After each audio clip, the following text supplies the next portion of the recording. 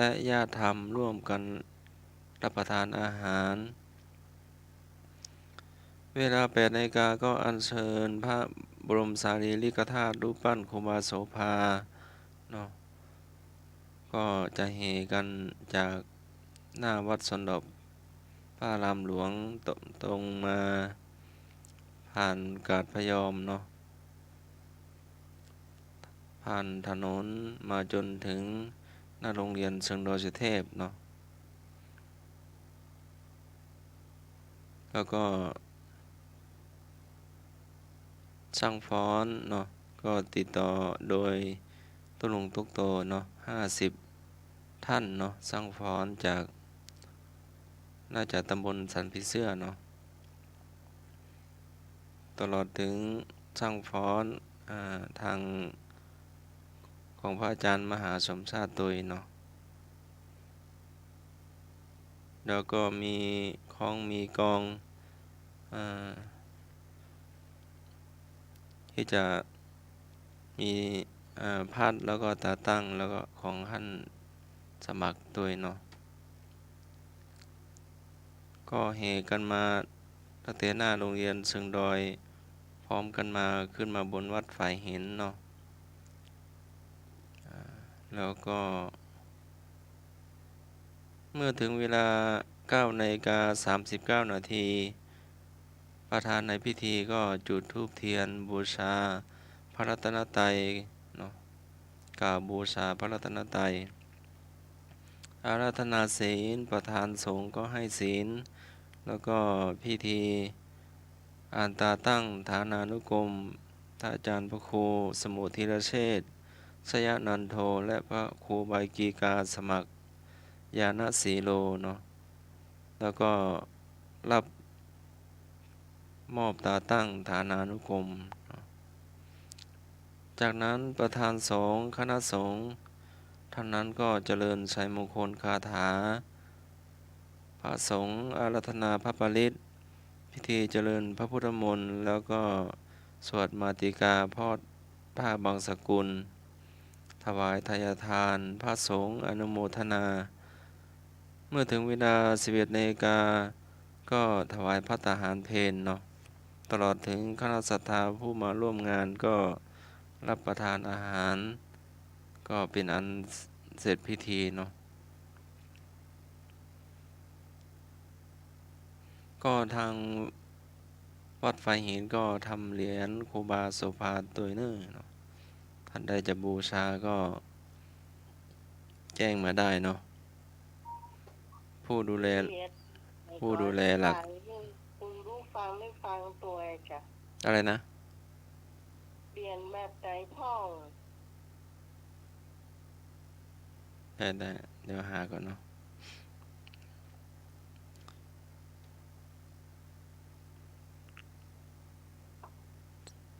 เรียนรุ่นแรกพระอภัยสารธาตุสังฆประโมกข์วัดฝ่ายหินดำเนินการจัดสร้างครั้งแรกพิธีพุทธพิเศษกในวันที่ 20 เมษายน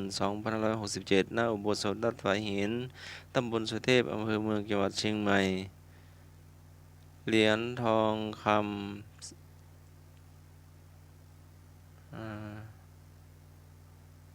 สร้างตังจำนวนสั่งจอง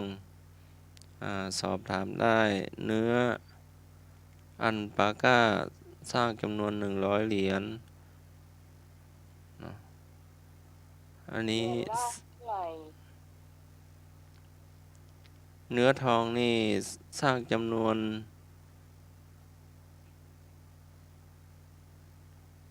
เอาอันนี้ดีกว่าเนื้อเงินสร้างจำนวนที่จองบูชา2,999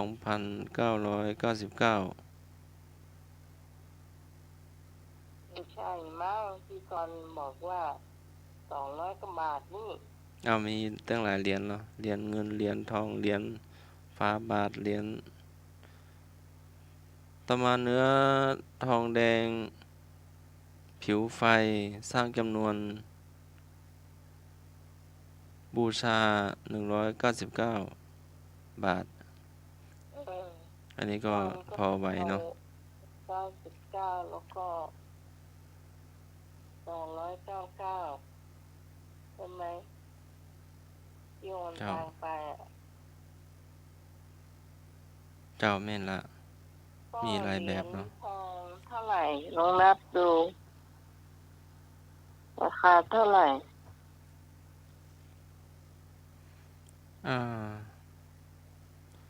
เนื้อทองคำสร้าง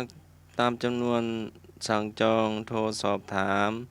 เนื้อเงินสร้างตามจำนวนสั่งจองบูชา 2,999 บาทเนื้อทองแดงผิวไฟสร้างจำนวน200 เหรียญบูชา 199 บาทมีหลายแบบเนื้ออันปาก้าสร้างจำนวน 1,000 เหรียญบูชา 499 บาทเนื้อทองฝาบาทสร้างจำนวน 1,000 เหรียญบูชา 299 บาทเนื้อทองแดงลมดำสร้างจำนวน 2,000 เหรียญบูชา 199 บาทนี่พอไหวเนาะครับนี่ของแม่กันนะ299นะฝาบาทนะที่เป็นฝาบาทแม่จะทราบจะเอาเนาะครับจะไปส่งลายเมื่อตะกี้แหละฝาบาท 299 บาทครับผม1 เหรียญเหรียญเดียวเนาะครับก็ติดต่อมาได้เนาะติดต่อมาทางอาจารย์สมัครแล้วก็ติดต่อมาทางไลน์จะได้หูแล้วก็เลขบัญชีก็ถามอาจารย์สมัครเองเนี่ยเจ้านี่จะมาถามได้ไหนไม่ได้เนอะมีลายตัวเนาะมีลายเพราะว่าการโอนต่างโอนอย่างต้องมีสลิปตัวส่งสลิปให้ตัวนึงเนาะสลิปมาให้ดูตัวเจ้าที่จริงก็มีเนี่ยมีลายมีตัวสแกนตัวเนาะจ่ายทางสแกนก็ได้เอาที่สะดวกได้หมดเนาะจะได้หลายๆทางจะอย่างอื่นก็ได้เนาะเป็นเหรียญก็ดีเป็นเงินถวายน้ำปนะก็ดีเนาะถวายหินแล้วก็ไปจ่ายเงินสดตรงปุ้นเลยจะได้เจ้าจะเป็นเจ้าภาพครูบาอาจารย์พระเถระก็ได้เนาะหรือว่าจะมาช่วยกวาดวัดก็ได้หมดเนาะวันนี้ก็กางเต็นท์5-6 หลังเนาะพวกกลางล่ะแล้วก็กลางนั้นด้วยจัดอันนี้เขาเรียกว่าอะไรที่กวนข้าวพริบเนาะราชวัตรก็จะมีแบบพับเนาะเลยกลางไว้4 มุมของเต็นท์เนาะที่จะกวนข้าวพริบเนาะ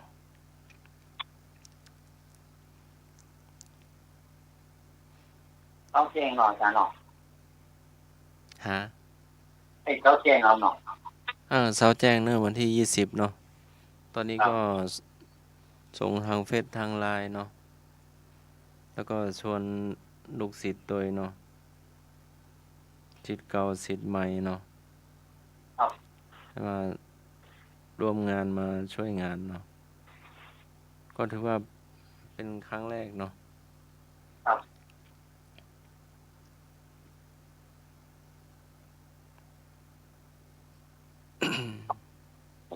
มีงานไหนก็วันที่20ก็มีพิธีสุมาคารวะเนาะพระมหาเถระของคณะสงฆ์จังหวัดเชียงใหม่เนาะมีกิจกรรมหรือว่าพิธีสุมาคารวะเนาะเจ้า ว่าวัดพระสิงห์เนาะเวลาบ่ายโมงท่านสมัครก็จะได้ไปรับเนาะพระครูบากิกาเนาะจากหลวงพ่อเนาะพระเทพปัญญาเวทีหรือว่ารับจากหลวงพ่อเจ้าคณะจังหวัดเชียงใหม่เนาะก็ดูพระอาจารย์เลขาเจ้าคณะจังหวัดเห็นกรรมเนาะ ครับ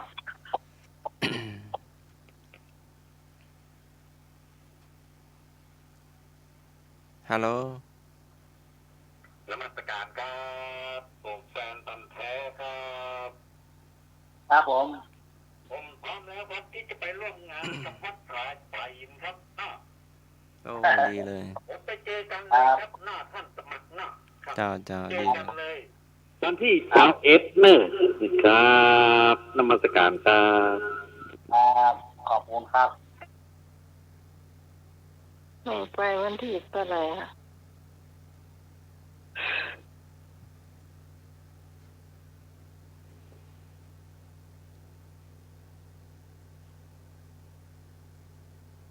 31อ่ะ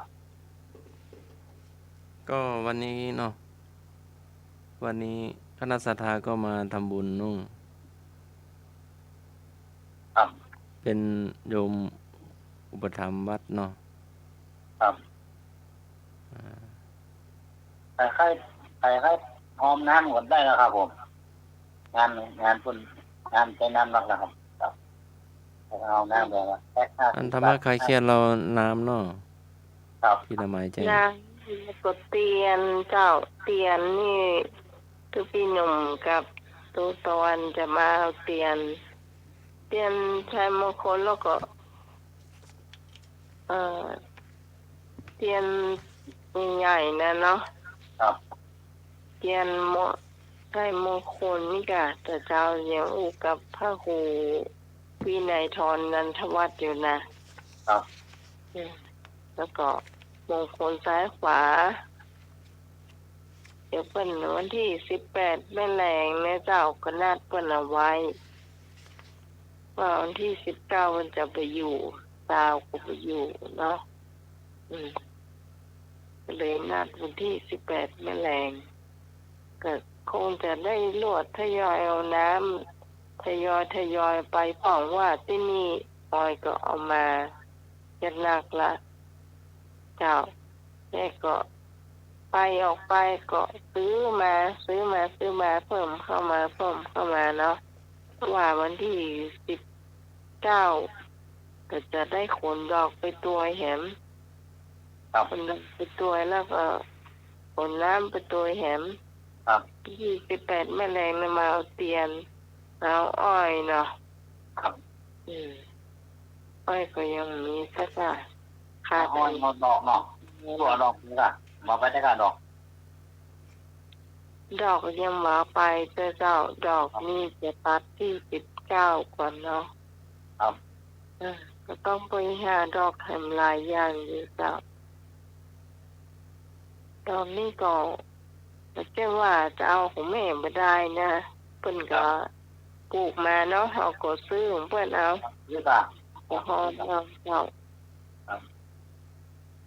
หอมเอาเป็นลูกเขาก็ต้องซื้อเอา แม่ ไม่ว่า น้ำบานน้ำเองคนหรอก หน้าป่าเฉยเปิ้นปลูกก็ฮ้อนก็ฮ้อนใส่น้ำบ่สบายคนเดียวเฮามันได้จ่อยเพิ่นเนาะ เดียวค่ะเนาะ แม่น ไปแค่เดียวอ่ะเนาะ อย่างอ้อยอย่างนี้เปิ้นเฮือก็เฮือบ่ได้หมดอ่ะมันคือซื้อเจ้า น้ำหมดได้นะครับ แต่ยัง พร้อมน้ำหมดได้นะครับแค่50 ที่ยังขาดอยู่ก็บอกมาก็แล้วกันเจ้าก็จะเตรียมเอาไว้ก็แปลงดอก แต่วันนี้ก็น้องสาวทำใบเตยแล้วก็เอาสลับกับดอกดาวเรือง จะทำผลก็ตอนนะนั่นนะไม่แลไม่ช่วงบ่ายๆนี่ก็แห่งพวกมากเนาะพี่ไลเนาะพี่ไลก็มาช่วยอยู่พี่ไลทำสิริให้หน่วยห้องน้เนาะำ10 แพ็ค500ฮะหน่วยห้องน้ำ10 แพ็คให้50หลักหนูจะหอมต่อกะครับของ500ค่าน้ำห้องน้ำเลยอ๋อเจ้าครับน้ำต้มเส้นนักหน้าห้องโมทนาเนาะทานได้ฉันได้ตลอดวันนี้ก็เพราะว่าแหล่งน้ำที่ออยหานี่คือถูกที่สุดละเตรียมงานเก็บเต็นยกเต็นโอ้ฉันน้ำดีน้องมาเจอฝัดติ๊กกกล็อกสนใจนะปวดใหญ่เลยแพ็คไหนมี6 ขวดเจ้ามันก็ตกประมาณ8 บาทตายไปถึง9 บาทเจ้าคือน้ำที่แกเอามากินทุกวันนั่นแหละพอดีเขาไปซื้อไปต่อรองเพิ่นเนาะน้ำจะนวลหรอก5 ห้องของงานการต้องใช้น้ำครับในเช้าตอนเที่ยงตอนบ่ายเนาะถ้าตังมาไวก็ดีคือนกก็ลืมถามเลขบัญชีออยเนาะอาหารนอกอะไรล่ะลืมถามเลขบัญชีออยไปว่าจะได้เพราะว่าถ้าตังมาไวก็ได้ซื้อไวหรือว่าให้น้องออกก่อนออกก่อนเลยส่งไปเจ้าวันสองวันนะให้ส่งเลยเจ้าครับคุณผู้ฟังท่านไหนจะหอมก็บอกมาให้เจ้าแพ็ค50 บาทเนาะหอมแพ็ค1 2 แพ็คก็ได้เจ้ามันจะได้เปาะกันไปนั่งหนักว่าจะต้องเอารถใหญ่มาเอาจะได้ปอไปเนาะก็ตึงได้เอารถใหญ่มาอยู่ดีเพราะว่ากลัวกินนักเจ้าครับเป้าวันที่ไหนนะเป้าเทียน18แล้วก็19มาเทียนเนาะใกล้วันงานแล้วเนาะตัวแล้วก็อ้อยตัวเหรออ้อยเหรอมาตามมีเหรอก็เห็นนั้นทีมว่าวัดหนองไก่ก็ตามน้ำตัวเนาะครับกับมีตามพ่อเจ้าวาดตัวเนาะเจ้าอันนั้นเพื่อจะเอาน้ำขวดน้อยไปตานเพราะว่าสถานเนาะสถานก็อาจจะมานักแต่ว่าจังตามสมัยคนนี้คิดจะเอาว่าคือเขาอยากตานไว้กับวัดแต่เลยเพราะว่าการทำงานมันใช้กินน้ำมากอะ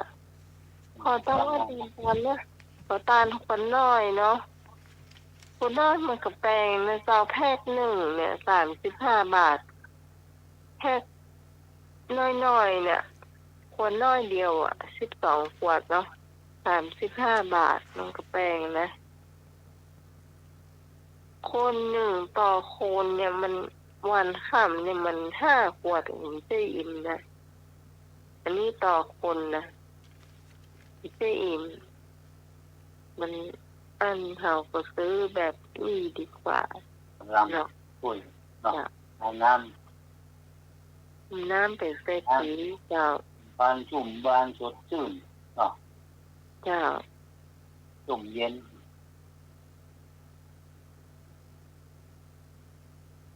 เอาละต่อไปเจ้าอยากสมัครถามคำถามเลยครับผม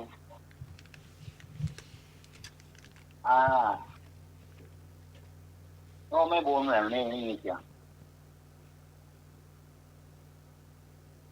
ไม่แป้งเชื่อว่าเพิ่นจะถามคำถามเชื่อ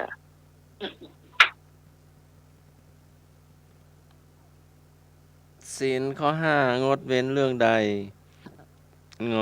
ดื่มเหล้าขอพูดโกหกข ขอลักขโมยกอฆ่าสัตว์ข้อสุรานะไอ้อยู่เรื่องเอาไอ้ที่ ที่เอา ไอ้เนื้อกับนานตอบแล้วเนอะกับนานตอบแล้วไหนเนื้อ โอ้พ่อเนี่ยสำคัญที่สุดเนาะพวกเราจริงเพิ่มจริงเลยพวกบ้านพวกเมืองโลก เจ้ากราบไหว้สาพระอาจารย์เจ้ากราบไหว้สาพระอาจารย์สมัครเจ้า เจ้าแม่พร จ้าสวัสดีน้องใหม่เจ้า สวัสดีเจ้าอีสานเจ้า จ้าสวัสดีลุงหนุ่ยเจ้า ครับผมดีครับพรครับ จ้าสวัสดีแม่บุญเจ้า สวัสดีแม่สุพิษเจ้าพี่กรณ์ถ้าจะอยู่บ่อยู่เนาะวันนี้เจ้า สวัสดีไอ้เอกเจ้า สวัสดีไอ้พงษ์เจ้า สวัสดีธรรมะใครเครียดทุกท่านนะเจ้าที่ฮอนตอบดื่มสุราชื่อข้อใดอะเจ้าข้องูกะเจ้า โยมโมเจ้า จะเอาข้อเอาดื่มสุรานั่นน่ะเจ้า เจ้า พ่อในสำคัญที่สุด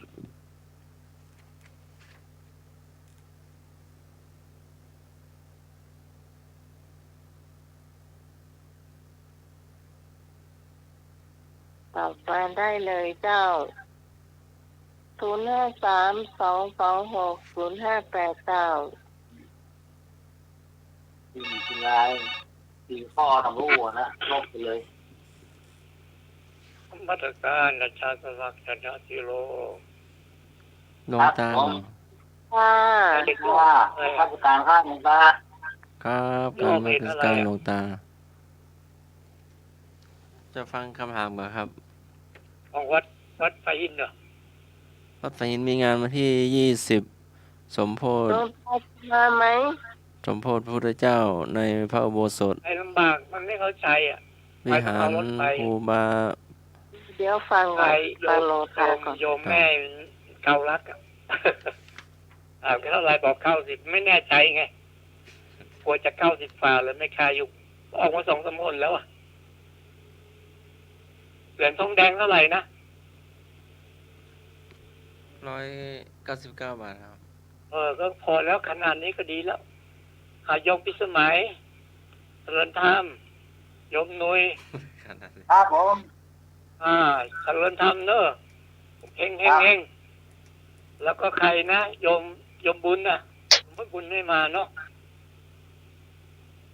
แล้วใคร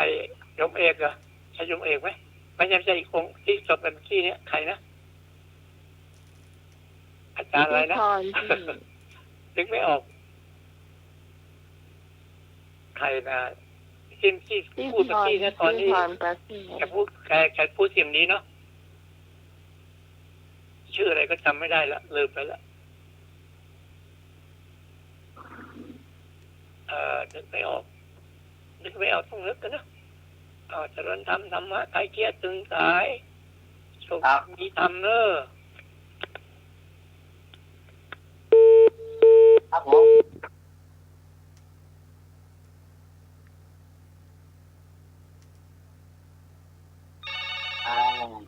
เลยครับหินข้อ5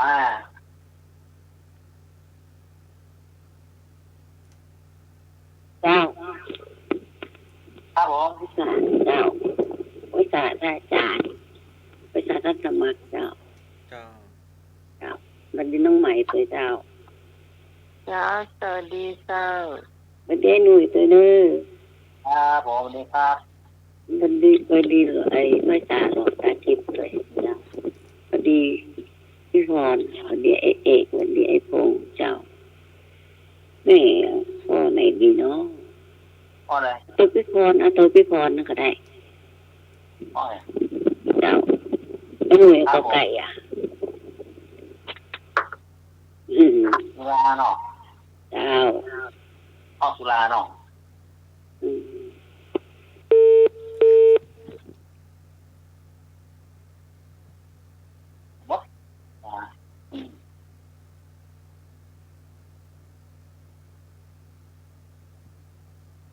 าทำให้เสียคน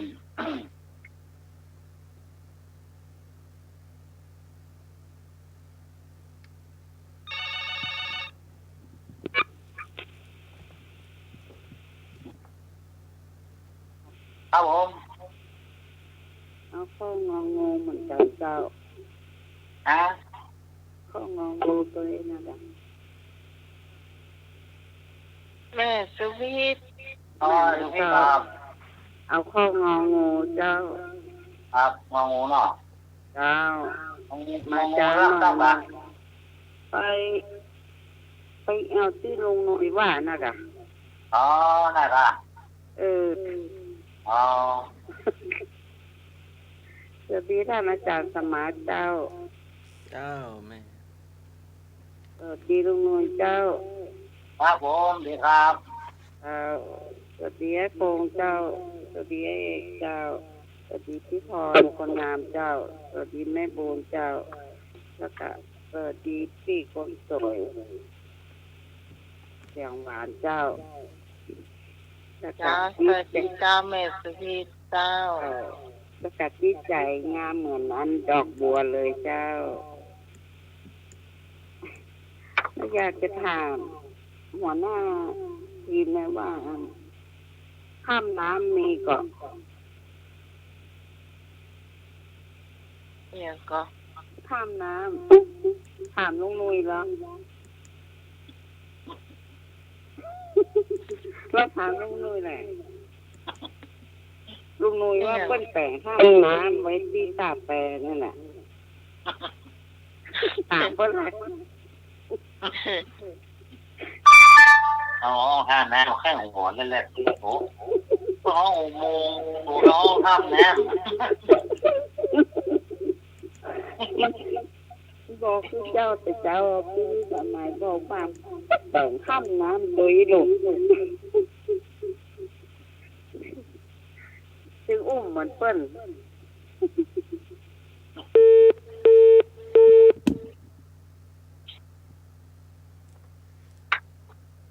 เราฟังแล้วก็ง เรา ง ทำอุโมงค์เราจะกระทำมันอ่ะ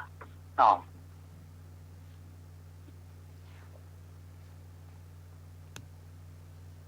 ครับผมใหญ่ลงครับตามทีลายแล้วเนาะ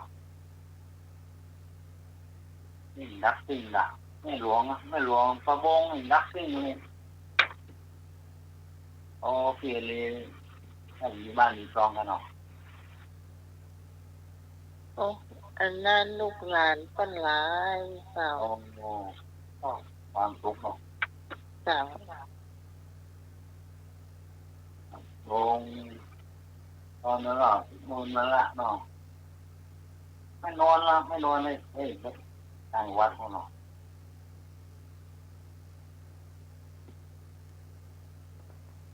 ก่อนพลิกบ้าน ไม่ได้เฉลยเนาะ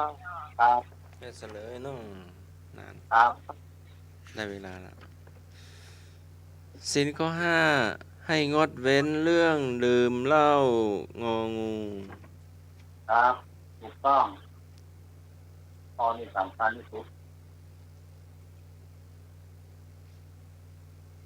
ต่อ แล้ว ไป เรา ข้อที่สองถามว่า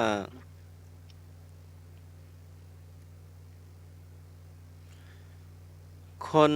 มีจิตใจตนีควรฟังอนุบุพพิกถาข้อใดกกามาทีนวกถาขอทานกถาคอศีลละกถางอสักขะกถาคนมีจิตใจตนีควรฟังอนุบุพพิกถาข้อใดกกามาทีนวกถาขอไข่ทานกถาคอควายศีลกถางองูสักขะกถา ตอนนี้ง่ายเจ้าตรง เจ้า เลย พี่คนตอบขอไข่เจ้า ขอใครน้องเนาะ เจ้าทานนะเจ้า ครับที่ฟังขอใครนู่นแล้วขอใครผู้อ่ะ ฮะ เหลือขอใครผู้ ขอไก่ฮะ เป็นนี่อ่ะที่เหนียวอ่ะ กระนีมันตรงข้ามกันอย่าง ที่เหนียวอะไรล่ะ ก็แม่นความตรณีที่เหนียวเขาจะเสียสละมันข้ออย่างมันจะเห่ออย่างมันอ่ะ ให้ทาน อยากกอไก่ได้ไหม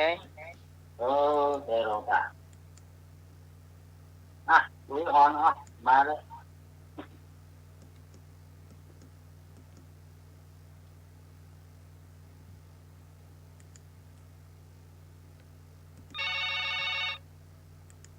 ครับผม เจ้าตัวพี่ฟอนนี่เนอะ ครับ เจ้า ในบุญขอใครเนาะขอใครอันเด็กบุญอาบุญนะครับข้ออะไร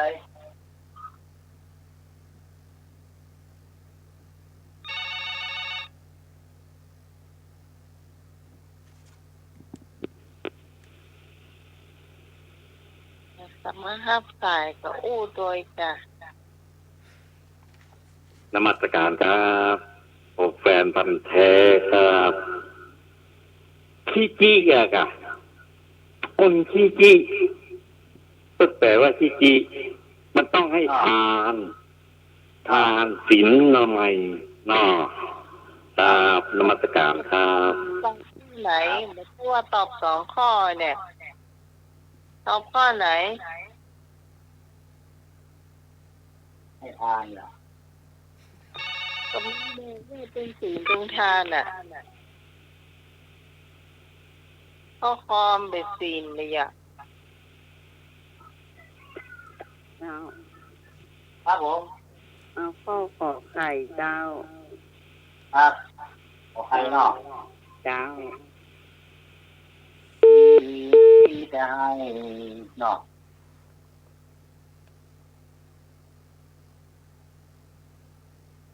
ยิ่งให้ยิ่งได้ยิ่งให้ยิ่งดีอ่ะจากการ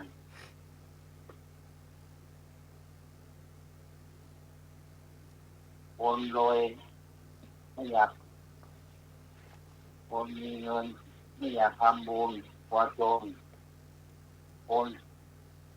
นจนทำบุญไม่อยากจะจนเนาะ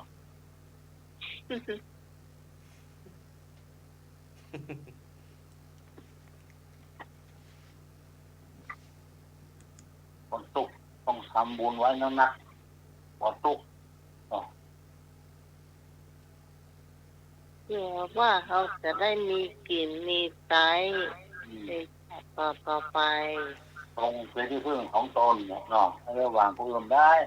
ครับต้องช่วยตัวเองใครกินข้าวคนนั้นกิน สวัส ครับ ดี ผม โอ้ยมนุย ครับ ให้เขาไปเรื่อยๆเราก็ไม่มีใช้อะสิ ครับไม่เป็นไรครับยิ่งให้ยิ่ง จริ ได้ งป่ะ ครับผม ให้ไปเรื่อยๆไม่มีใช้อ่ะ ไม่เป็นไรเดี๋ยวมันก็มาเอง ไม่แน่ใจ ค นะ รับ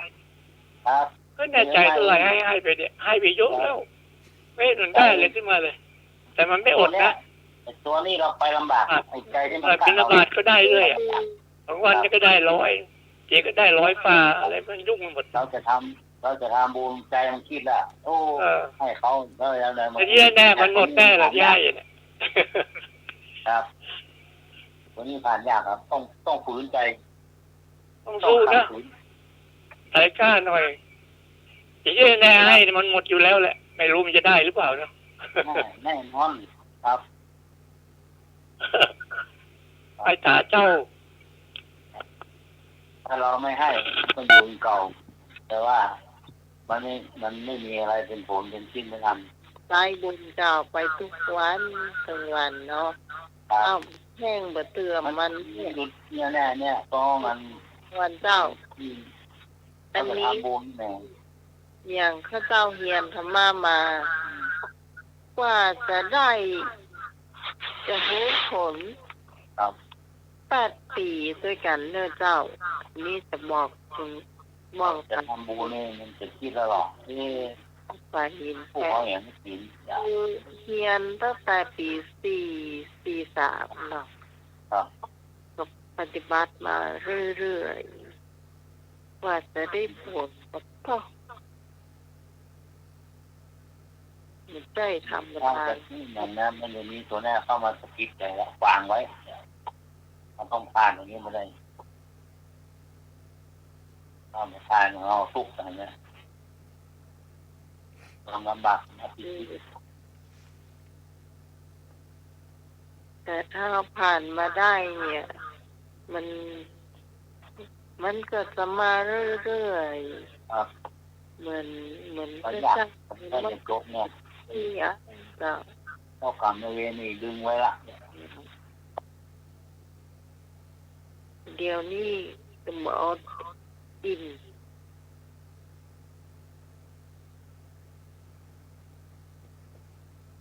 ตลอด ครับให้ยิ่งได้ยิ่งดียิ่งให้ยิ่งดี เจ้าว่าใกล้ๆหัวสัตว์เนาะ ไอ้ หน้าไม้ลุงหน่วยเนี่ย ครับ บุพพิกถาหมายถึงเทศนาที่โดยลำดับฟอกอัธยาศัยของสัตว์ให้หมดจด ครับ อริยสัจ5ประการ1ทานกถา คือการพรรณนาคุณเรื่องการให้ทานและอานิสงส์การให้ทาน ว่าเป็นเหตุให้ได้รับความสุข เป็นที่รักของคนหมู่มาก เป็นบ่อเกิดแห่งโภคทรัพย์ทั้งปวง หลักประกันของชีวิตในเวลาจะสิ้นใจ ข้อ 2 ศีลกถา พรรณนาคุณของการรักษาศีลอานิสงส์การรักษาศีลย่อมไม่ประสบความเดือดร้อน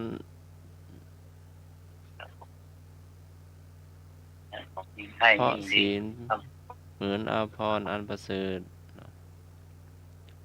ข้อ 3 สักขะกถา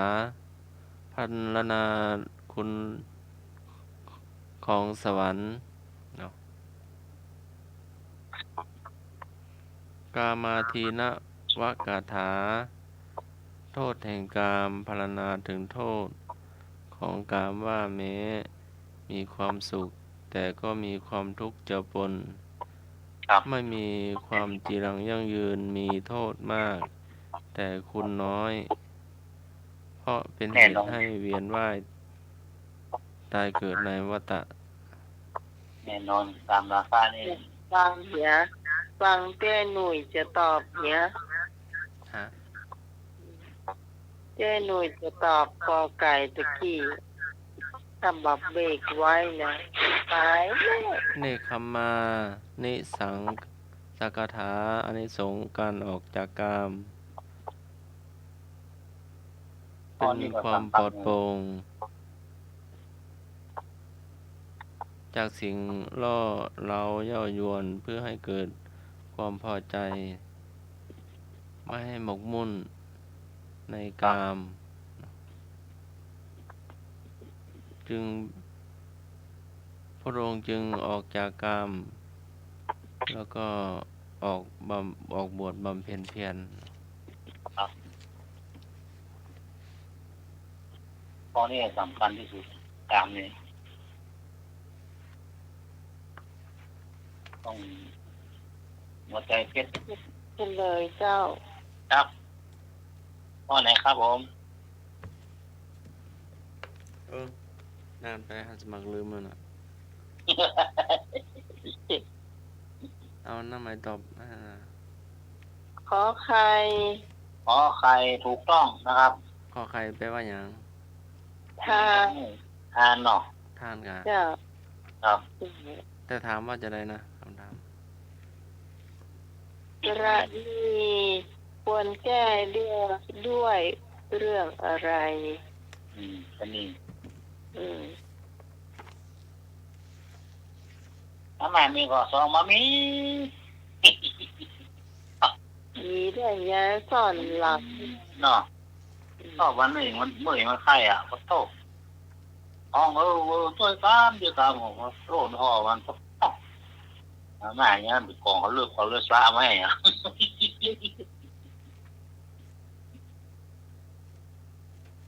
ก็หาหมอสักคำสว้าว ที่แล้วอ่ะที่ตุ่งแบ่งว่าปันเขาเปิดสักเตื้อ ปวดท้องเพราะว่าขอมาม่าสักซองผมนี้เนี่ย4-5 วันแล้วให้เป็นโห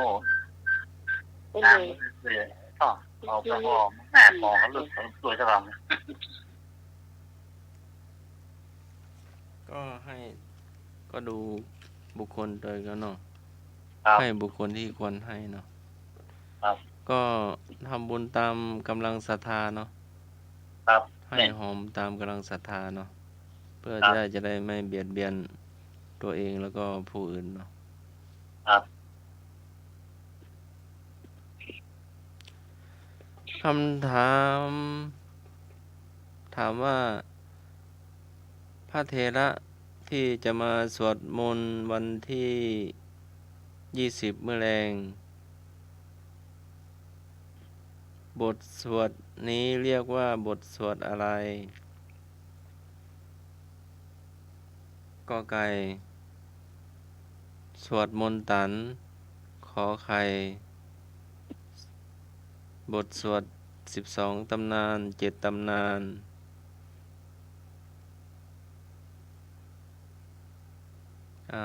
ตอบมาได้เลยเนาะ 2 ข้อแล้วเนาะ มนตัน ถามว่าพระเถระที่ได้กราบอาราธนานิมนต์มาที่จะมาสวดมนต์มื้อแรงวันที่20เมษายนที่วัดฝ่ายหินหน้าอุโบสถเนาะเรียกว่าสวดบทอะไรสวดมนต์บทอะไรกอไก่บทสวดมนต์ตันขอไข่บทสวด7ตำนาน12ตำนาน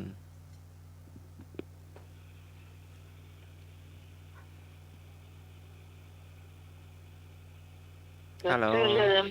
เป็นไร ฮัลโหล ถามครับผมแฟนพันธุ์แท้ครับคำตอบสุดท้ายคือสวดมนต์ตันครับส่วนมากเพิ่นสวดมนต์ตันครับเนาะมีงานอย่างนี้เพิ่นสวดมนต์ตันก่อนครับนมัสการครับ ครับผม ก็ ครับ 2 ข้อเนาะ ถ้าญาติโยมไปงานพุทธพิเศษกก็จะรู้เนาะ เจ้าพี่พรตอบข้อกอไก่เจ้าสวดมนต์ตันเจ้า แม่เคยไปเนาะงานวัดงานว่า ครับ วางสายแล้ว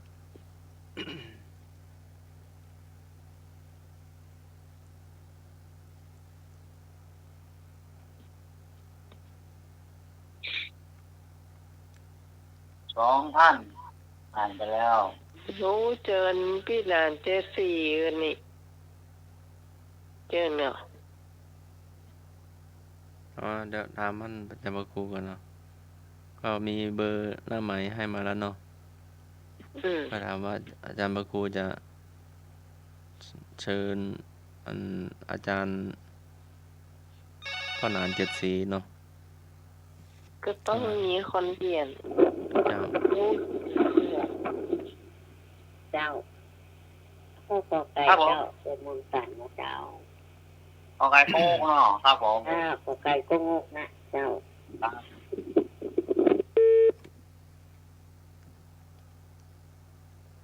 สวดมนต์ตันเนาะ ก็ช่วยกันไลน์มันก็ เบาเนาะ ครับ ถ้าพ่ออาจารย์พ่อนานทำวัดไฟหินท่านเดียว เก่งก็หูทุกอย่างนี่ มันมีประสบการณ์สูงแล้วก็รู้จักพระเถระเนาะ ครับ ธรรมะธรรมโมพระวินัยพระ รู้จักการสำคัญที่สุด หลายนามพระเถระเนาะ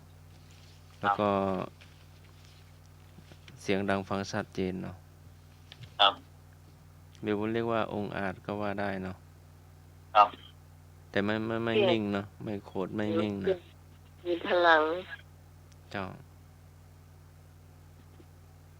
ก็มาวันนั้นท่านก็มาเนาะเพราะนาน งานวัน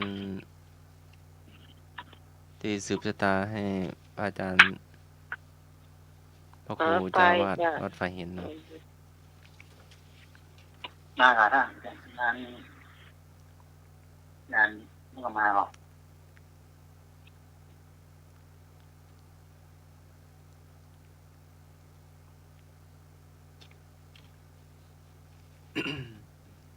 อ้าว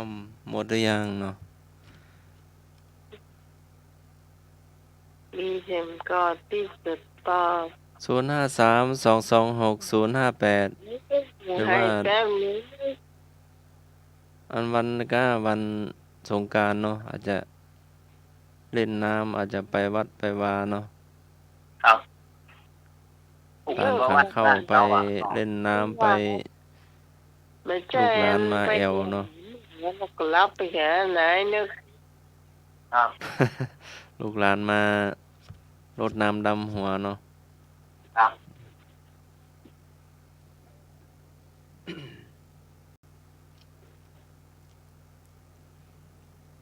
ก็วัดไฟหินก็เห็นไม่รวมประกาศเนาะวัน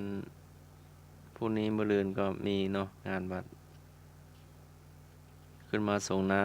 ำครูบาอาจารย์พระสงฆ์สามเณรเนาะ แล้วก็เห็นวันก็เห็นมีสวดให้สวดมูลบ้านด้วย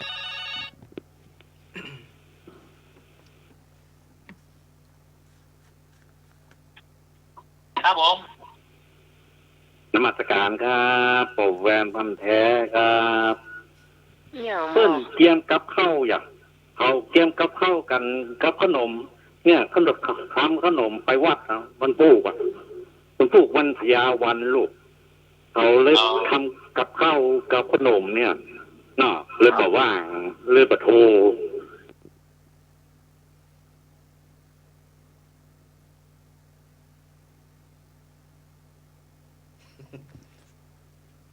อ้าวเฉลยเนาะ ครับ สวดมนต์ตันเนาะสวดมนต์ตันโอ้เป็นปั๊บเลยนะหมายทั้งสวดปิ้นไปปิ้นมาปิ้นก็จะปิ้นอีกพึงหนึ่งก็หนาอยู่นะ อ๋อ คืบหนึ่งนู่นก็ ถ้าเป็นหนังสือสวดมนต์ก็เกือบทั้งเล่มอะเนาะสวดอะ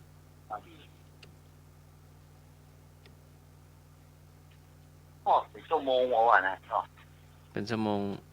ก็อยู่ที่หลวงพ่อที่องค์นำเนาะสวดไวหรือว่าสวดจ้าเนาะก็สวดเยอะนะทั้งธรรมจักรทั้งทุกบทอะ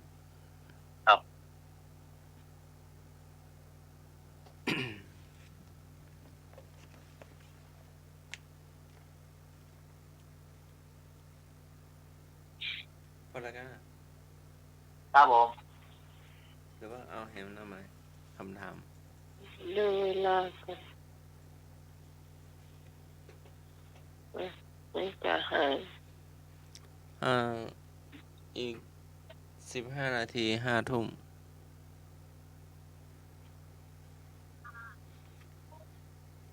ก็เอาช่วงอื่นพ้องเนาะก็มี เอากรรมเก้าอภิพรกับแม่บุญมา จะได้ช่วยกัน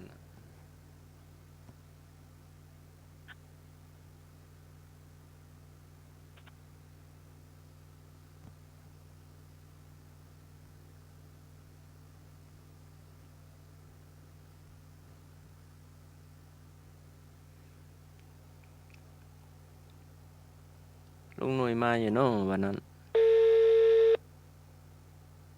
ชวนกันเนอะชวนกันมา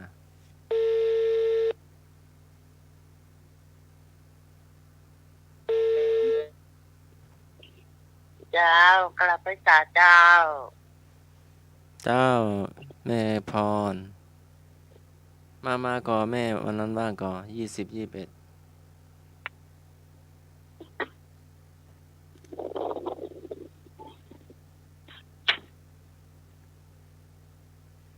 เดี๋ยวไปตัวแม่บุญก่อนเนอะรอสักครู่เนาะ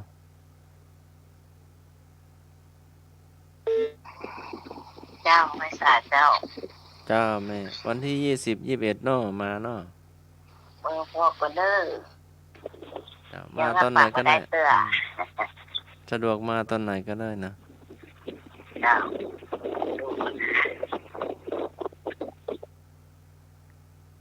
คุณบุญเจ้าเจ้าสวัสดีทั้งพรเจ้าวันนี้พอขนมหลังเจ้าแม่แต่ขนมนะไปปวดปากไปห่วงไปโซ่ไปห่อขนมจอกก็ตองก็ว่ามีแต่น้อยแล้วก็ไม่จ่ายงานก็เลยบอกห่อมือเป็นขนมน้ำเลยเจ้าแล้วก็แกงเลยนะตัดกล้องนี่เล่นน้ำกันนักเนาะเจ้าเต็มนะซึ่งออกไปเราเดินเสียน้ำไปกำลังเก่าไผ่ว่าไอ้หน่วยมีไหนหน่วยไปทางใดเหรอหน่วยให้รู้เถอะจ้ะต้องใหม่เลยหรอตำมะเกาครับเนาะเจ้าตำมะเกาในขี้กะโอ้โหขี้กะแต่ขี้กะว่าหันเนี่ยก็ขี้ก็โตก็เสียงแกละหมอว่าเนาะหลอกกันได้หลอกใส่อยู่ก่อนมันอะไรอย่างนี้ก็กินกันกินเห็นว่าโอ้เสี่ยงเอียนจะเรือลายถ้วยจะเขากวาดถึงมันหมดเรื่องเนาะนั่นก็กินนี่ก็กินขี้กะนี่มันไปไหนระบางหรอกจ้ะมาคัดจวนเลยนะตะโกนจี้นี่ไปแหมอย่างเลยจี้เหมือนตะกี้เตี้ยตาเจ้าโอ้มาคัดจวนไปไหนนะเวลาเขาจวนซื้อนั่นซื้อนี่นะเนี่ยซื้อดีนะตัวมูดดีเนาะเขาซื้อลูกจีน4 ไม้เขาซื้อเราเขาอยากกินเหรอเนาะเขากินแล้วเขาพอมาทำเพิ่มมันนี่ซื้อมาซื้ออะเนาะก็ต้องยืนตัวไม้แกทำไมถ้ามันเอามาไหนมาขยะเขาว่าไปอย่างเนาะตัดคนที่กายอะไรอยู่ดีเกินเต้ดีเต้เดี๋ยวจะรวยอ่ะเวลาเขาเกินซื้อมาซื้อเขาซื้อแล้วกินแล้วตรงหน้ามันดูกระไรเนาะแล้วมันกินจ้ะมีเจ้ามีแต่หรอกก็เพิ่งกินอย่าเพิ่งซื้อกี่ก็รู้กินมักหรอกมาหัวเราซื้อมาละหอมซอสอ่ะเยอะนั้นซื้อมา10 ไม้หรอกกินสัก3-4 ไม้กินก็อะไรกำปากละโอ้ยเนี่ยว่านี่เก็บไปบ้านก่อนเก็บไปบ้านไม้ยังเลยแค่4 ไม้เขากินยังไม่เสี่ยงเลยไม้มันตีแกนหน้าแกนเนาะมาขวางแล้วเก็บไว้ก่อนเก็บไว้บ้าน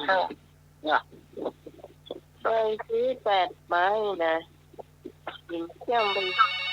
4 ไม้เหลือหำเกิงหนึ่งเนี่ยแต่มาแท้คนนี้นะต้องโพสต์วางเลยเสือถ้ามาใส่เสียให้โคออกมาวันนี้เนาะ ชอบคนที่อ้วนอย่างแล้วเข้ามาใส่ไง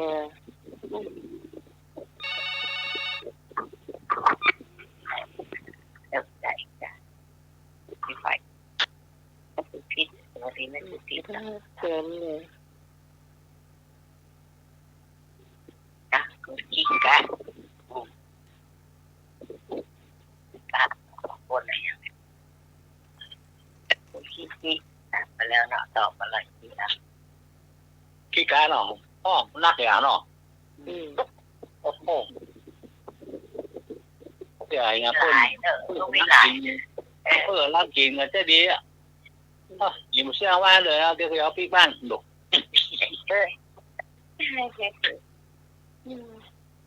อันนั้นเพิ่มแบบไม่ได้ที่สอนที่อยู่นะคะที่อย่างฉันอ่ะคิดที่นี่เด็กซื้อนั่นเด็กซื้อมีแต่มันลอยกินตอนต้นเงินอิ่มแล้วอย่างเงี้ยเปิดเรื่องของตัวเนี่ย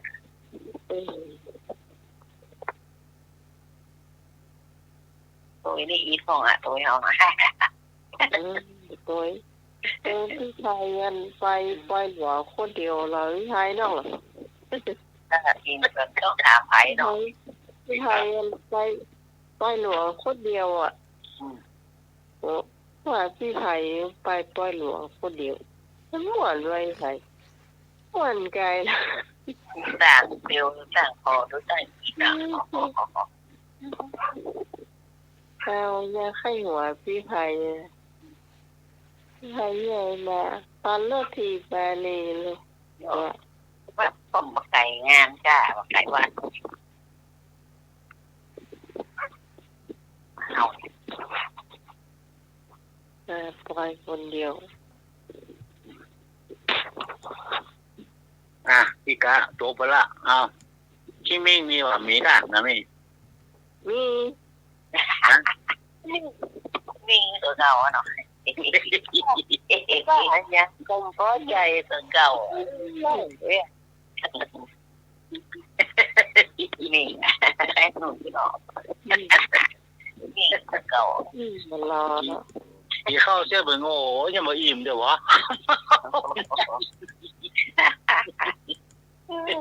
มันน้ำมันกันนะอันนั้นมันไม่เกินไปนะถ้าหมูตัวเขาเพื่อนมาเตรียมบนดักปิ้งอย่างนี้นั่งนะอยู่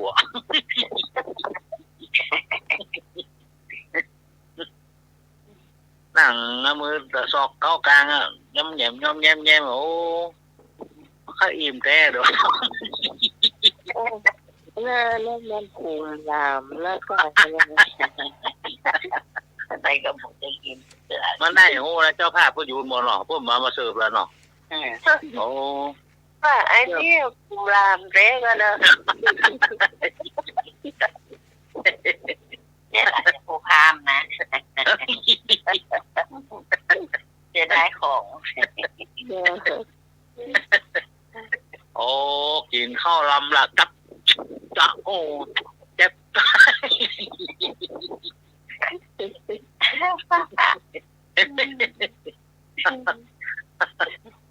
โอ้อันนี้ก็เหมาะแล้วก็ลำมูพญาเนี่ยที่ไหนเนี่ย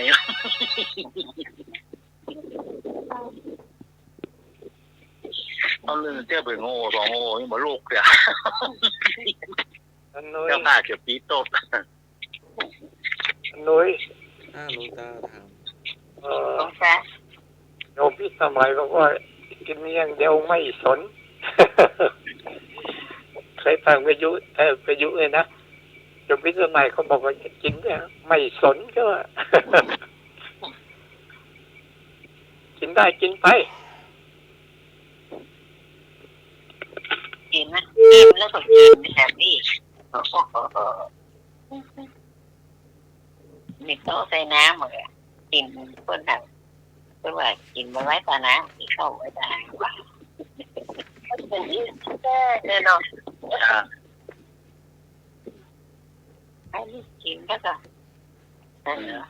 พี่ครับนอนนอนแล้วหาลูกได้บอก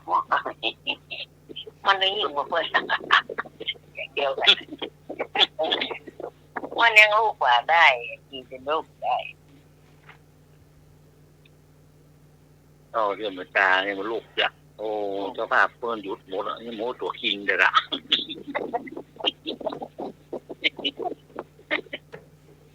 เนี่ยถามว่าอันนั้นมีก่อนอันนี้มีก่อนไม่ถามไม่รู้อ่ะเพิ่นเปรี้ยวเนี่ยใช่ไหมหมูคิงเด้อนี่มาถามบ่เด้ออันนี้มีก่อนอันนี้มีก่อนว่าไว้แต่คุณก็โอ้เจ้าอาหารจะนักเลยหรอไปหาดูนี่แม่น้องไม่ได้ทำเองนะวันนึงซื้อหอยสีลาปังนะจะแกะทงเลยการข้าวกันแม่ก็ตาเจ้าละจะส่งมาตัดตัวได้แม่แรงนี่มากินมาอยากมามากเลยนะกินข้าวกับอย่างแค่ตอนที่โบมีอยู่ใช่คนแล้วนะซื้อมาไม่ด้วยแล้วเราแล้วแล้วหมดจะเปิดแล้วพ่อน้องซื้อมาเถอะกินสักใบอันเดียวใหญ่เนาะกินเสื้อใบอันเดียวเหลือ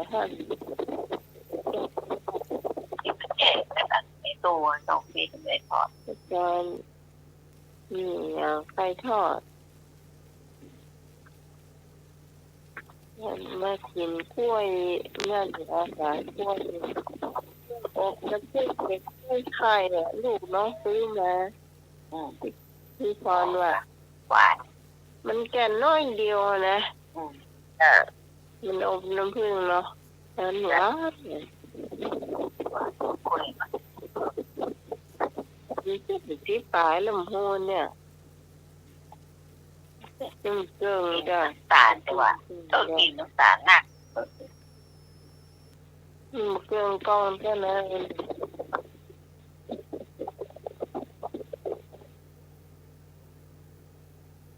มันละไปหันก่อนหมด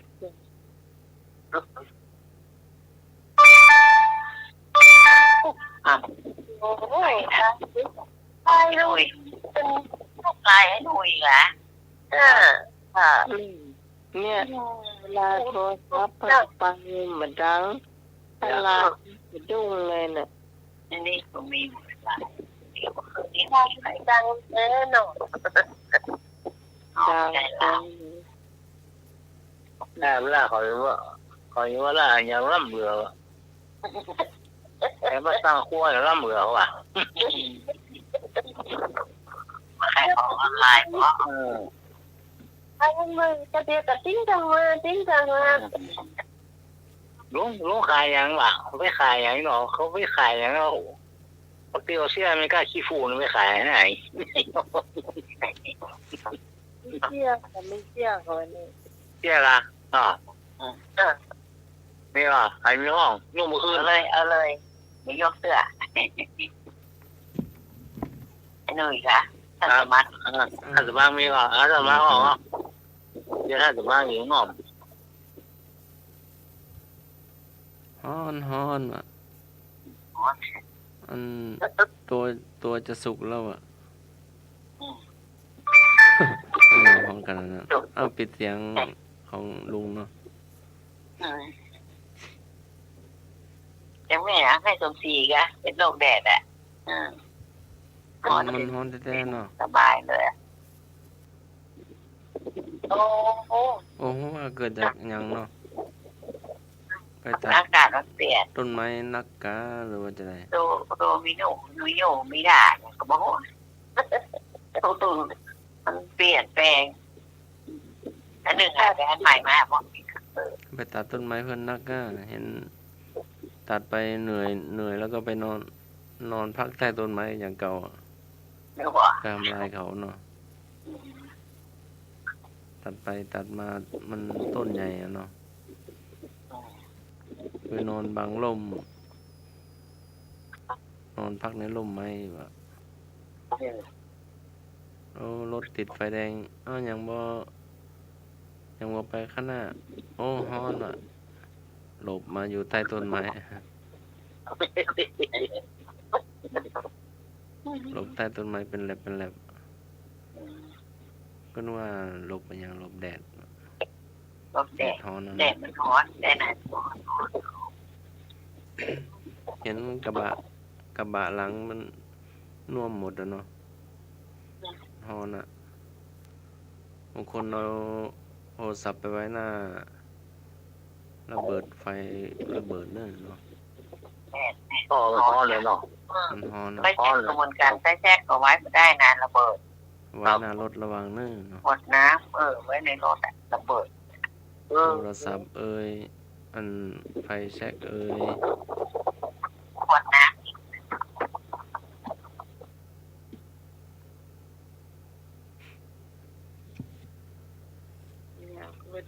จบละจบแล้วเนาะจบไปที่เรื่องเนาะค่ะสองเรื่องนะ เจ้า2 เรื่องเนาะ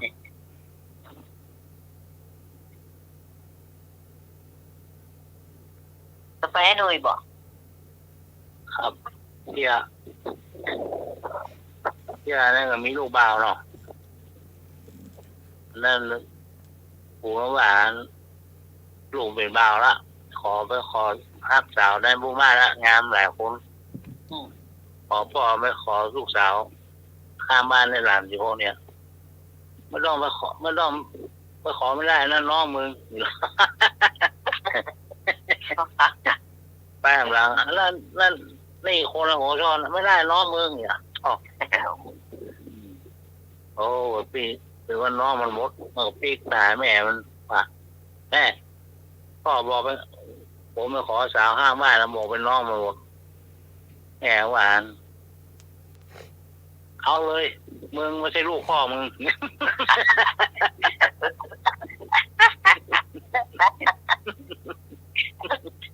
ยุ่งนะ นั่งเป็นลูกไหวเหรอ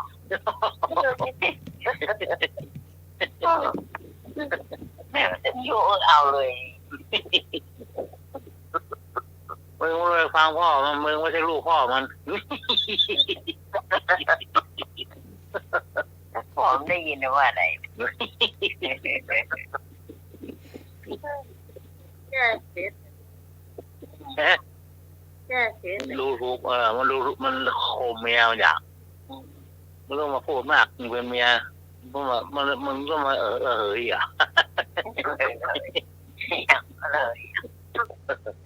ว่าอะไรก็ว่า มันเลยยังเนี่ย มันต้องมายิงหน้ายิงตายเนาะแล้วมันบอกคือว่าไม่ยิงมันก็มีหัวใจอะเนาะอย่างกันด่าพวกนี้เมียแก้ไว้แล้วก็มีห้ามเรื่องในอำเภอโคนครับมันชื่อสมพรนี่คนขับรถในอำเภอนั่งหลังไม่ได้ก็หันสาวมาตอมมัน สาวนักจากมาหาคนขับรถในอำเภอขึ้นรถถามสมพรครับมีของดีอะไรเราเห็นสาวมาตีนนายเยอะเลย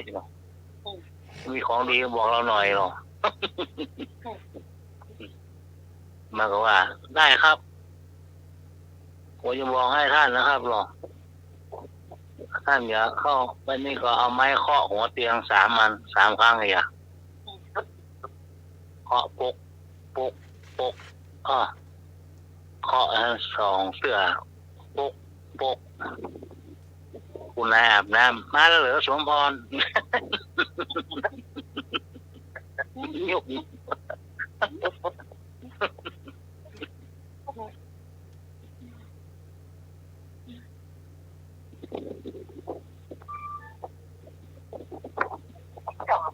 มาเหรอสมพรเนี่ย ครับ ไม่เกี่ยวกับสมพร เป็นคนขับรถส่งผัวแล้วมันเกี่ยวได้ไงอ่ะมันแสดงว่ามันมีอะไรแล้วก็ไปเคาะหัวเตียงปุ๊กปุ๊กปุ๊กสมพรมาเหรอถ้าผู้ว่าใดอ่ะเป็นลมมันก็เป็นลม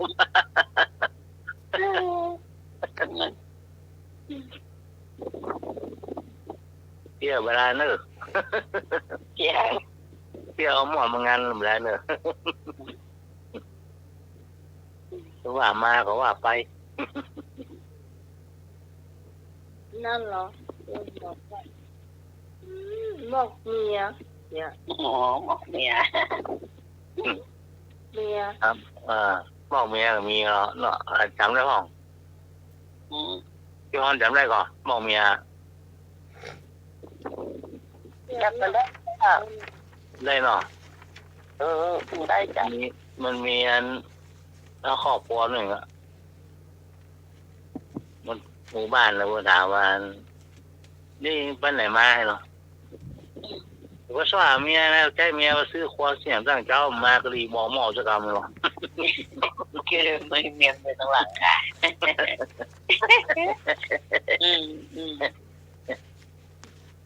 นี่ก็เอาสักกรรมอะไรนี่นะไปเหมือนแต่เหมือนว่าหรอไปนึกว่าเตะตีฝ่าไม่เขาว่ามันย่าเมียหรอเนี่ยกินเรียบร้อยเมียมันได้เมียมันเดือดที่ไหนก็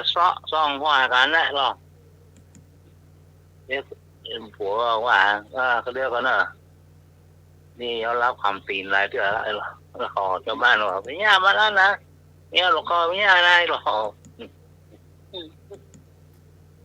เมียมันด่าดีๆเ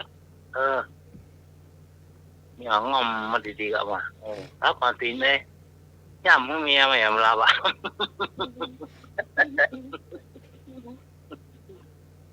เดี๋ยวมันจะดีนะเดี๋ยวว่ามีซ้อมเมียของฉันห้ามมันย่ำให้เมียน่ะย่ำให้เมียรับความตีนมันเสีย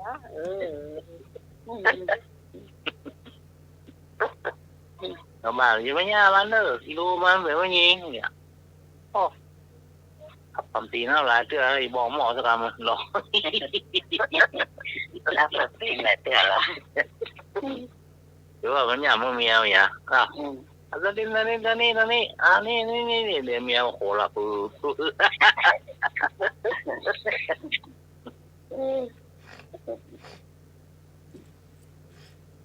รับคำตีน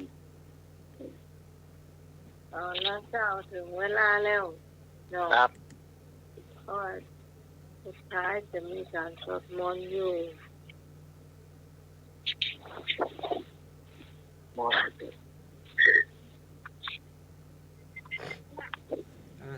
น้ำไว้นำด้วยหันสมัครนำเนาะนำเนาะ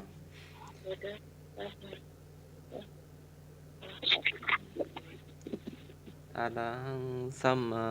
สัมพุทโธภะคะวาพุทธังภะคะวันตังอะภิวาเทมิกา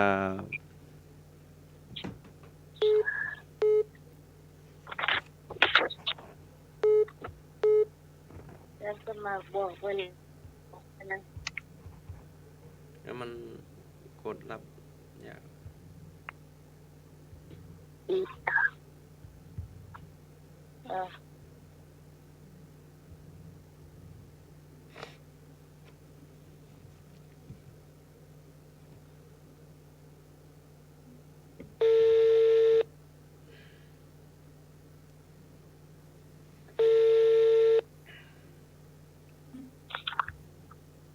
บวกไปเลย เจ้าตะเกียมันมีตัวมาบังอยู่เอาสวดต่อเนาะ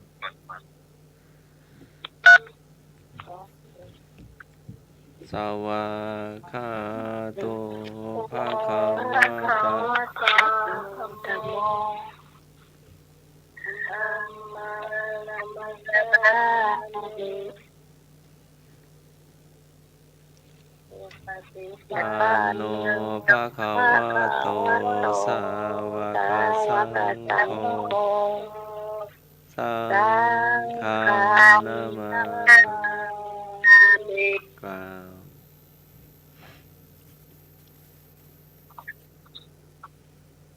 นะโมตัสสะภะคะวะโตอะระหะโตสัมมาสัมพุทธัสสะนะโมตัสสะภะคะวะโตอะระหะโตสัมมาสัมพุทธัสสะนะโมตัสสะภะคะวะโตอะระหะโตสัมมาสัมพุทธัสสะอิติปิโสภะคะวะอะระหังสัมมาสัมพุทโธวิชาลานาสัมปันโนสุขาโตอภิพรอะไรนะมาข้ามขั้นพุทธังสรณังคัจฉามิธัมมังสรณังคัจฉามิสรณังคัจฉามิยัมปิพุทธังสรณังคัจฉามิพุทธิยัมปิธัมมังสรณังคัจฉามิพุทธิยัมปิสังฆังสรณังคัจฉามิ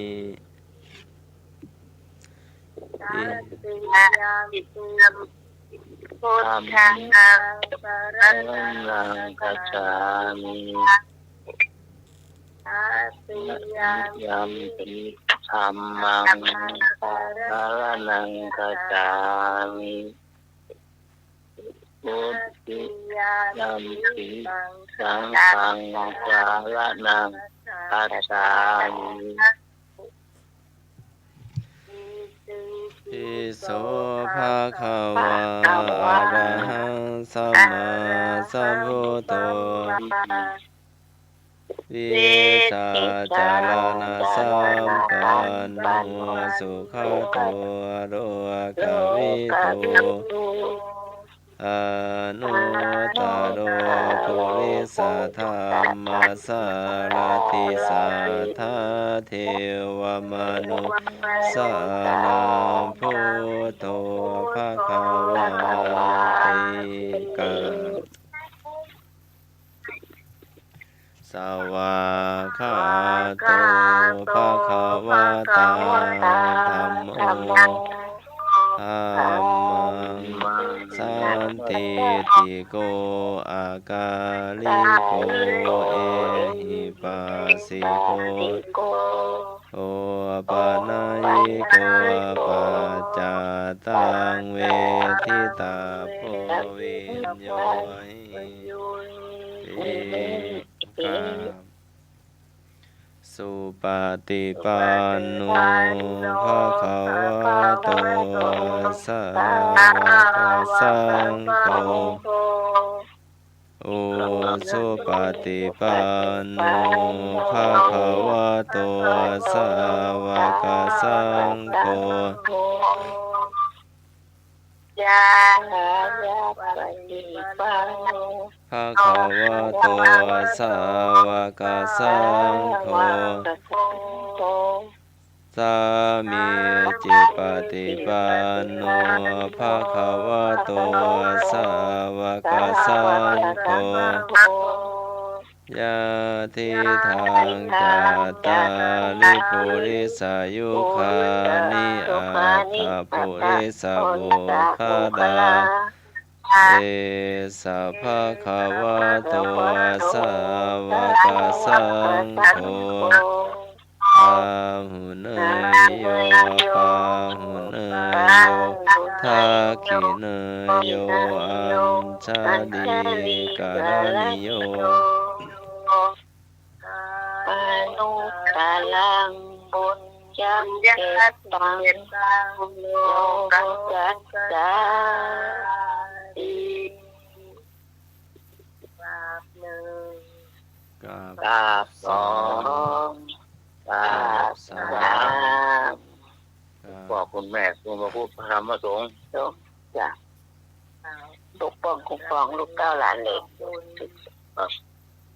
อาจารย์พระครูสมุวิศวะเวชศิษย์ผู้มีอาจารย์สถานีและเจ้า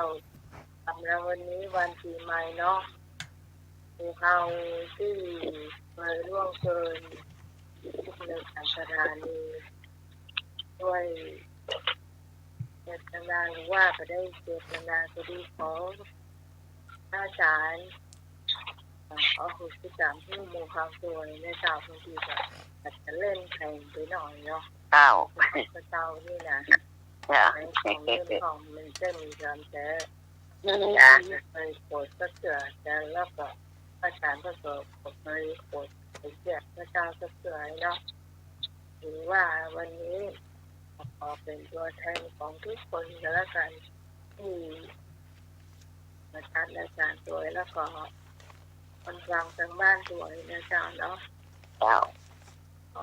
คือถ้าอาจารย์มีความสุขนักๆสำหรับวันนี้แล้วก็คือเขาก็เป็น น้ำหมายว่าดังๆเนาะ ครับมันได้ยิน นะ มันได้ยิน ยินก็ได้ยินเหรอได้ยินกะ ไก่ มันเสียงไก่เสียงไก่แต่ได้ยินก็เจ้า ได้ยินอยู่หน้าบ้าน ครับ ได้ยินอยู่ในบ้าน แกยังทราบซึ้งว่าขอสุโขทัยเลยอ่ะ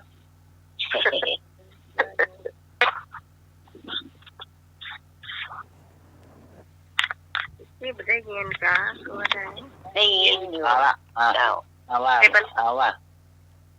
อาเลย ก็เมื่อกี้บอกว่าก็เป็นตัวแทนของคุณฟังทุกคนที่ นี่ก็ดังชัดเจน โมค่ะดำเนินรายการมารายการธรรมะใครเชื่อเนาะการที่เราได้มาจัดรายการที่นี่ก็เพราะว่าพระอาจารย์เป็นผู้ผลักดันโดยเฉพาะตัวข้าเจ้าเองนะเจ้าแล้วก็สิ่งใดที่เคยล่วงเกินก็ขอให้พระอาจารย์ได้อโหสิกรรมด้วยเจตนาหรือว่าไม่ได้เจตนานะเจ้าขอให้ทุกอย่างเนาะขอให้อาจารย์แก้อภัยให้หมู่ทั้งตัวจำแบบนี้อาจจะไม่ค่อยได้อู้สักเท่าไหร่เพราะว่าเพื่อจะเน้นรักจะเป็นคนมาอู้นะ ครับ เจ้าแล้วก็โดยเฉพาะการสมัครอันนี้เป็นคู่ครับเดินทาง อันนี้สำคัญกับเป็นครูละ มีบางคนก็บอกว่าถ้ารายการมีอาจารย์สมัครก็บอกม่วนเพราะเนี่ย ครับ เจ้าบอกว่าบ่ม่วนเพราะต้องมีการสมัครด้วยเลยบางครั้งสมัยก็อาจจะผู้แห่งไปผู้เ ทื่อก็รู้ว่าอาจารย์สมัครบอกเอาใส่แต่ว่าบ่เคยเถียงก็เหมือนพ่อเหมือนแม่เพิ่นฝากเอาไว้น่ะถ้าลูกผมไม่มีญาติทางเชียงใหม่ก็ยังไงฝากด้วยนะเอาชับเนาะอาจารย์สมัครก็เป็นคนที่ดีมากดีมากๆไม่ใช่ดีธรรมดาเนี่ยดีมากๆบ่เคยเถียงเลย เดี๋ยววันที่20 21เดี๋ยวดูพ่อแม่จะมากันเนาะ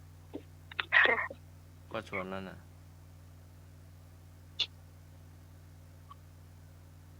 หลวงพ่อโยมแม่มาเหรอ เจ้าชวนนั้นเนาะชวนโยมพ่อโยมแม่ โอ้ดีมากครับดีมากโอ้ยังไงบุหลวงเลยแต่นี่ มันก็ต้องดีใจเนาะ เป็น ได้ถูกละต้องดีใจธรรมดา10 ล้าน1,000 ล้าน1,000 ล้านเนี่ยบ่เท่า ขอบคุณแม่บุญตัวยขอบคุณเจ้าเจ้าต้องเป็นอย่างเจ้าที่ก็จะเหมือนไอ้บ่าวอันนี้ก็บางครั้งนี่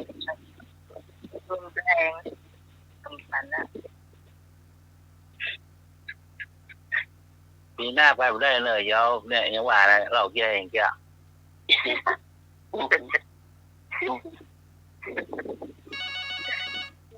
เคยขอสักเถื่อเลยครับ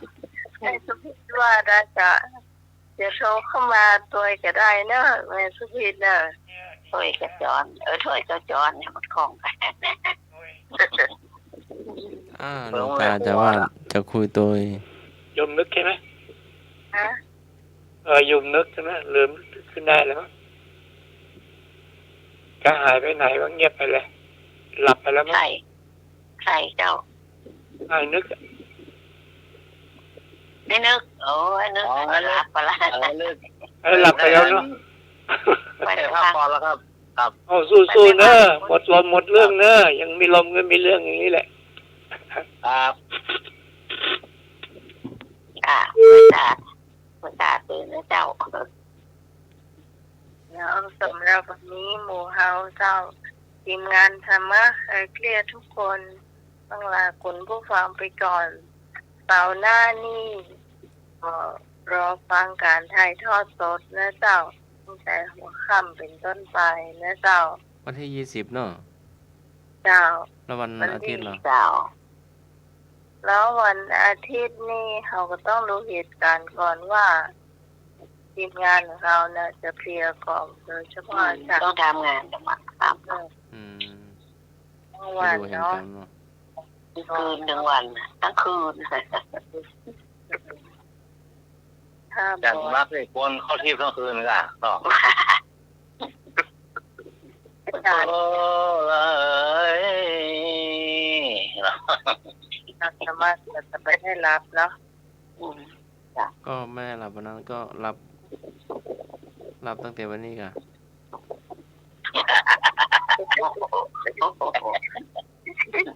หลับตูนไปไม่เป็นไรเนาะมันเอาไว้ค ก็ รั้ง บ แร อก กันเนาะ ถ้าไม่ไว้ก็บอกแล้วก็มันก็หยุดได้ไม่เป็นไรอาทิตย์เดียวเนาะไม่เป็นไร ลุงเลยอำลาเนาะ ครับดูสมัยอ่ะว่าเดือนเต็มหมดก่อนไปหายใจบ้างก็ พูดได้เจ้าไอ้หนุ่ย ครับ พูดได้ ครับปีใหม่ละปีใหม่เมืองปีใหม่นี่วันครอบครัวเนาะคู่แปลงไว้อย่างไปขอสมาลาโทษทุกท่านทุกคนครับแพ้พ่องแล่พ่องเนาะครับเล่นคุณว่ากรรมเล่นต้องแพ้นักกว่าดีครับแพ้นักสิ่งนักกว่าดีเนาะก็คำมาคลายเครียดเนาะจิตไปถือว่า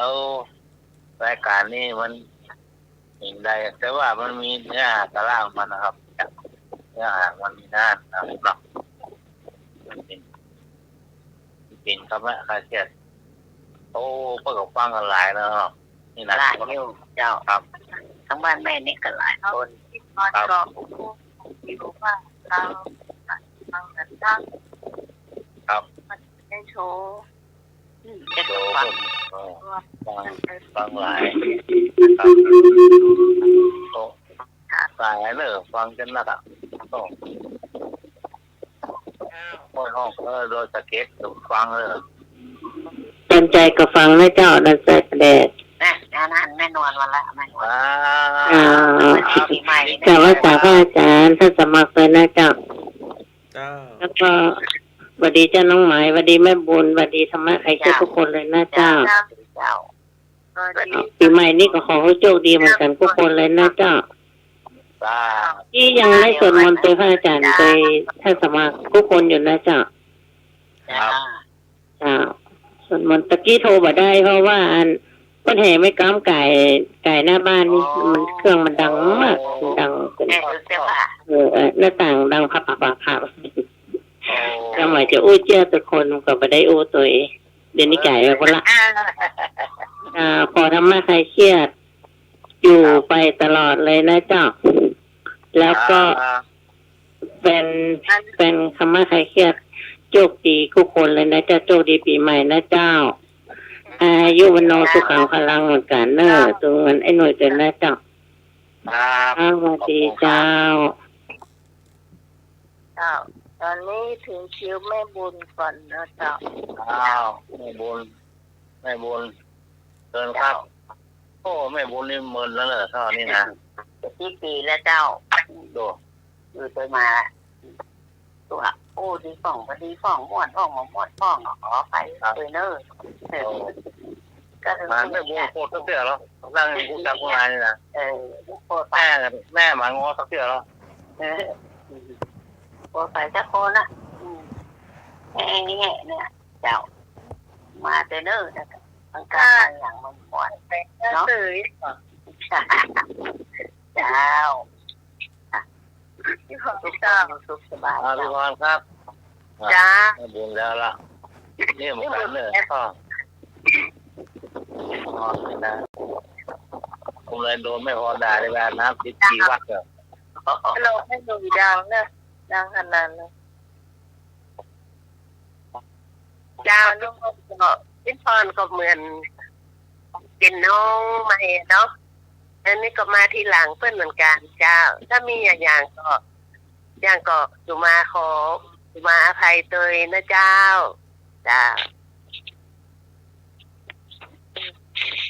ต่อไปสมัครเนาะ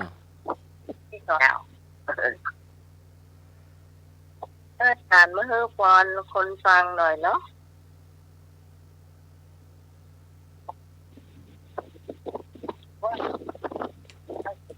ได้จ้ะว่าจะได้จ้ะเจ้าพระอาจารย์พระครูให้ในใจเนาะ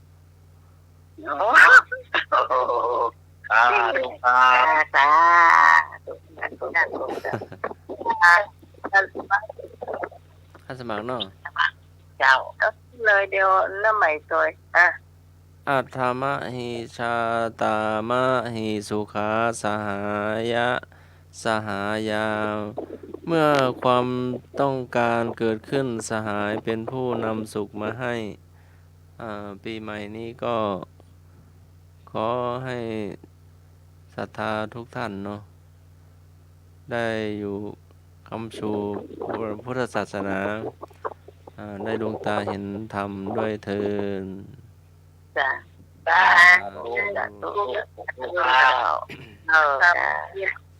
ทำให้ดีขึ้นเลย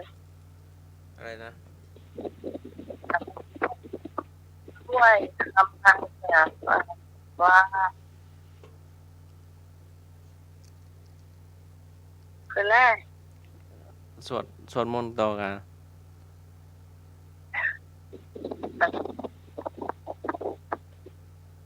สวดมนต์ว่าอย่างนั้นไหมใช่มินาสากาเลนะ พุทธังอหิปูชยามะกา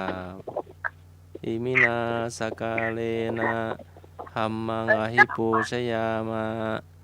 กา เอาใหญ่แล้ว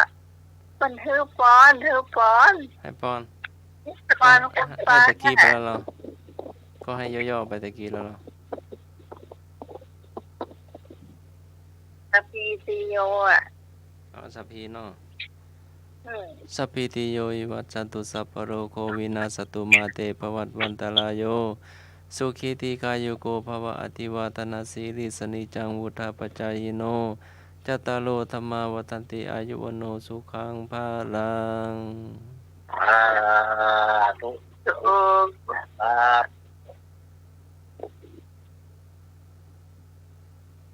นี่คืออาจารย์สมัคร